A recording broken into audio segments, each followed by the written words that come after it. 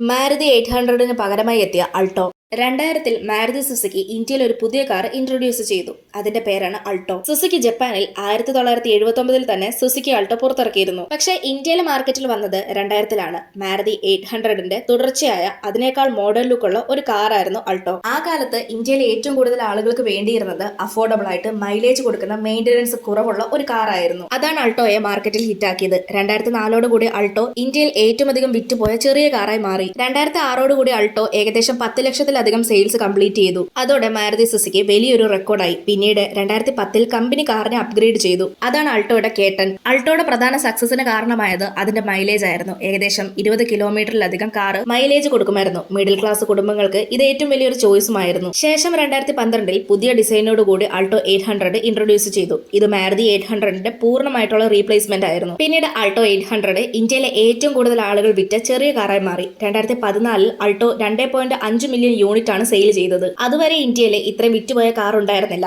2022-ൽ Maruti Suzuki പുതിയ Alto കേട്ടൻ വീണ്ടും launch ചെയ്തു. 1 ലിറ്റർ എഞ്ചിൻ, പുതിയ ഫീച്ചേഴ്സ്, സേഫ്റ്റി ഒക്കെ ആഡ് ചെയ്തു. നിങ്ങൾക്ക് മാരുതി സുസുക്കി കാറുകളിൽ ഏറ്റവും ഇഷ്ടമുള്ള കാർ ഏതാണെന്ന് കമന്റ് ചെയ്യൂ. ഇതുപോലെയുള്ള കൂടുതൽ വീഡിയോസ് കാണാനായി ചാനൽ സബ്സ്ക്രൈബ് ചെയ്യാനും ഇൻസ്റ്റാഗ്രാമിൽ ഫോളോ ചെയ്യാനും മറക്കല്ലേ.